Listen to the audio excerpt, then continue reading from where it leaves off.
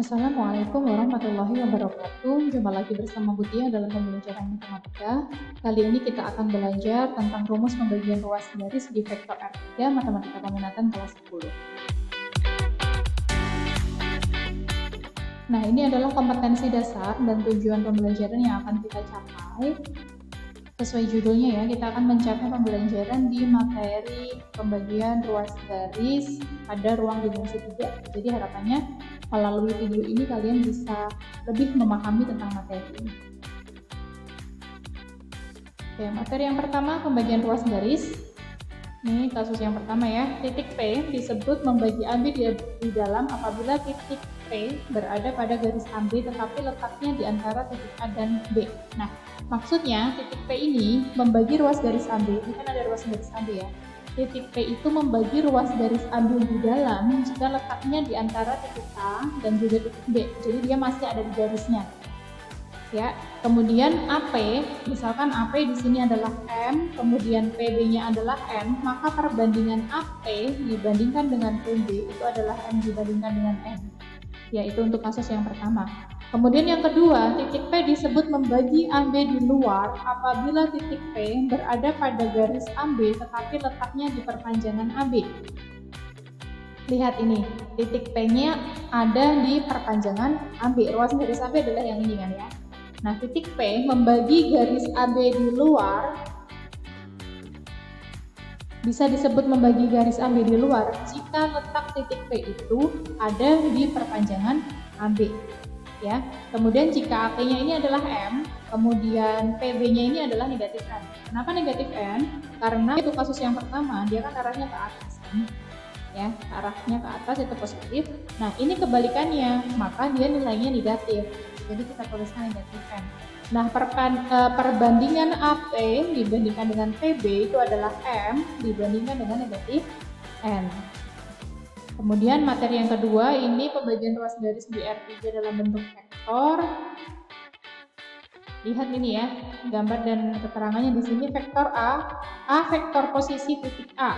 Ya, di sini AO ini misalkan kita sebut sebagai vektor A, kemudian DO atau OB di sini adalah ya, kemudian ini garis yang tegak lurus terhadap AB ini adalah vektor C. Kemudian perbandingan di sini harusnya ada titik ya, titik C. Perbandingannya ini M dibandingkan dengan N ya. Jika titik C membagi AB dengan perbandingan M banding N. Ya, misalkan di sini ada titik C, berarti AC dibandingkan CB-nya itu M banding N. Nah, jika titik C membagi AB dengan perbandingan M dibandingkan dengan N, maka bisa kita tuliskan vektor C itu sama dengan M dikalikan dengan B ditambahkan dengan N dikalikan dengan A dibagikan dengan M ditambahkan dengan N. Nah, agar lebih mudah mengingatnya, kita lihat nih. Perbandingan M itu dikalikannya dengan vektor yang posisinya lebih jauh. Ya, bukan yang lebih dekat. Kalau ini yang terdekat kan M dengan vektor A kan. Nah, ini M-nya dikalikannya dengan vektor B, ya, yang posisinya lebih jauh. Kemudian ditambahkan dengan N-nya dikalikan dengan vektor A, atau bisa juga kita sebutnya nyilang gitu ya. Kemudian dibagi dengan M ditambah N. Dengan M ditambah N-nya itu tidak boleh sama dengan 0. Ya, ini untuk vektor pembagian ruas garis di vektor R3 ya, yang dalam bentuk vektornya.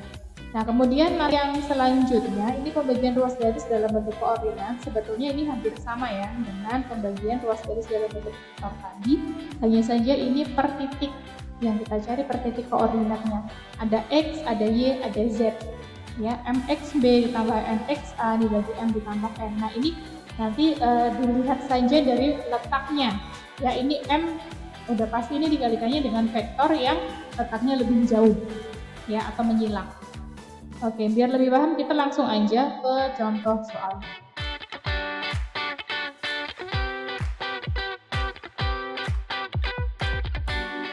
Contoh soal yang pertama, diketahui titik A 4-37 dan B 131.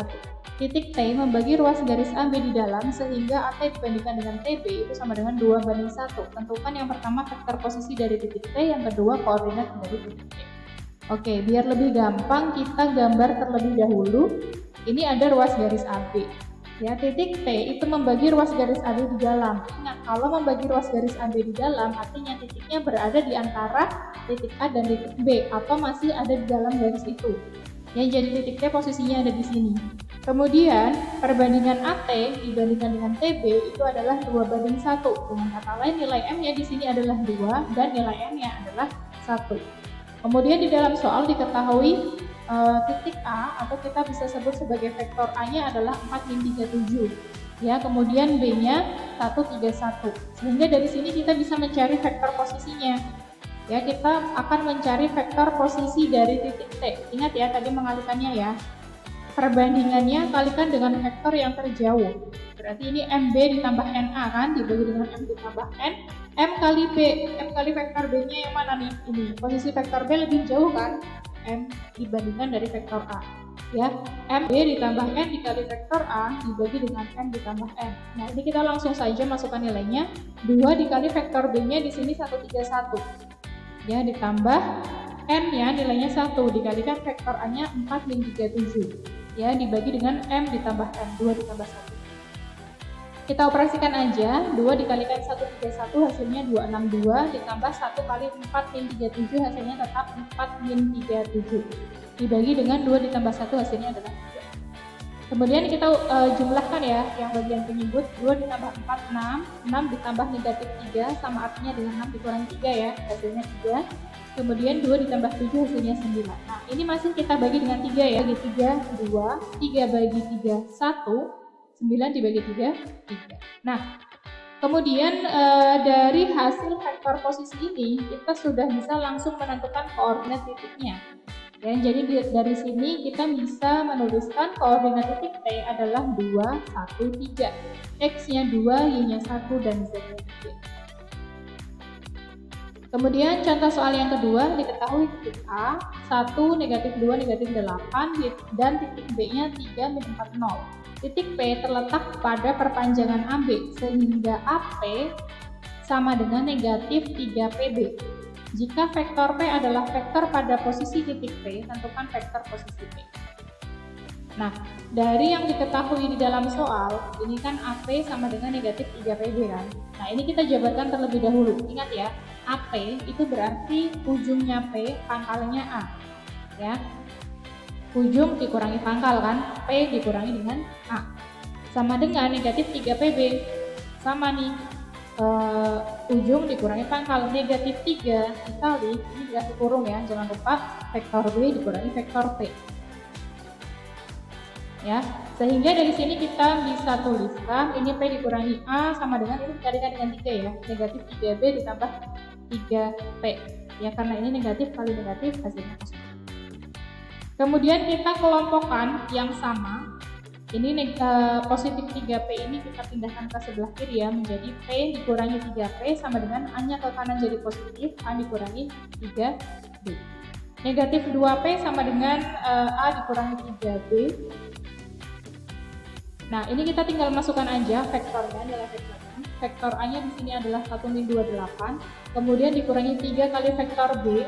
3 kali vektor B-nya di sini 3-40. Ya, dari sini kita peroleh negatif 2 vektor P itu sama dengan 1-2-8. Ini kita kalikan aja. Negatifnya tetap aja, jadi yang kita kalikan dengan vektornya itu bilangan 3-nya aja ya. 3 kali 3 itu 9, 3 kali min 4 12, 3 kali 0. Dari sini bisa kita peroleh negatif 2 vektor P itu sama dengan 1 dikurangi 9 negatif 8, min 2, min 12. Artinya negatif 2 ditambah 12 ya. Hasilnya 10. Negatif 8 dikurangi 0, negatif 8. Nilainya adalah, ini dibagi 2 ya. Min 8 bagi negatif 2, 4. 10 bagi negatif 2, negatif 5. Negatif 8 bagi negatif 2, 4. Jadi dari sini bisa kita peroleh vektor posisi P itu sama dengan 4I dikurangi 5J ditambah 4A. Oke, itu aja materi kita hari ini tentang pembagian ruas garis di vektor ruang dimensi 3. Jika kalian masih kurang memahami, kalian bisa mengulang lagi dari awal video sampai kalian benar-benar paham. Terima kasih atas perhatiannya. Sampai jumpa di video pembelajaran berikutnya. Wassalamualaikum warahmatullahi wabarakatuh.